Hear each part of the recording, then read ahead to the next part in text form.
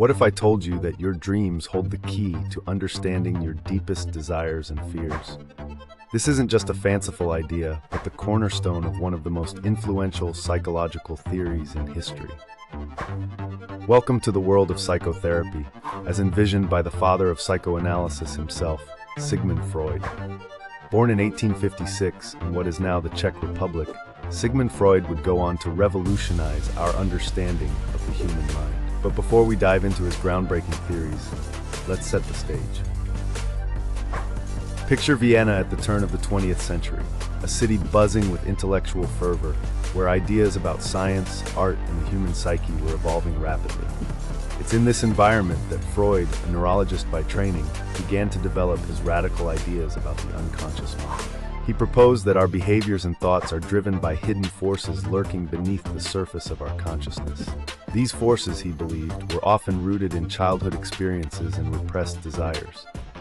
But how did Freud suggest we access this hidden realm of the mind? Enter psychotherapy, a revolutionary approach to treating mental distress. At its core, Freudian psychotherapy involves a patient lying on a couch, freely associating thoughts and memories while the therapist listens and interprets. It's a far cry from the quick-fix medication approaches we often see today. One of Freud's most famous concepts is the id, ego, and superego.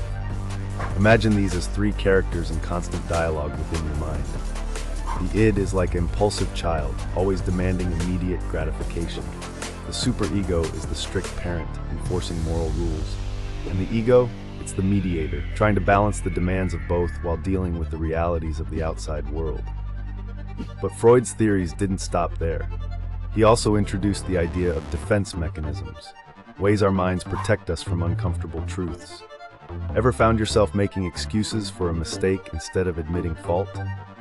That's rationalization, a classic defense mechanism. Or perhaps you've experienced displacement, taking out your frustration with your boss on your unsuspecting pet. These concepts have become so ingrained in our culture that we often use them without realizing their Freudian origins. Now, let's talk about one of Freud's most controversial yet enduring ideas, the Oedipus complex. Named after the Greek myth of Oedipus, who unknowingly killed his father and married his mother, this theory suggests that children have unconscious desires for the opposite sex parent. Shocking? Absolutely. But it's this kind of bold thinking that made Freud's work so revolutionary. Of course, no discussion of Freud would be complete without mentioning his theories on dreams. He called dreams the royal road to the unconscious, believing they were filled with symbolic representations of our deepest wishes and fears. That dream about losing your teeth? Freud might say it represents anxiety about losing power or attractiveness. But Freud's influence extends far beyond the therapist's couch. His ideas have permeated popular culture, influencing everything from art and literature to advertising and politics. Ever heard someone describe a slip of the tongue as Freudian? That's just one small example of how deeply Freudian concepts have embedded themselves in our everyday language. It's important to note that many of Freud's theories have been criticized or refined over the years. Modern psychology has moved away from some of his more controversial ideas. However, his emphasis on the importance of early childhood experiences and the power of the unconscious mind continues to shape how we understand human behavior. Today, psychotherapy has evolved into many different forms, from cognitive behavioral therapy to mindfulness-based approaches.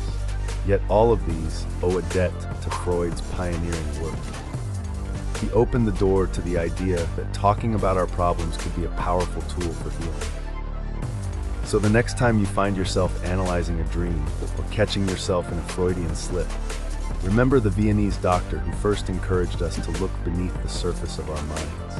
Whether you agree with his theories or not, there's no denying that Sigmund Freud forever changed the way we think about thinking itself.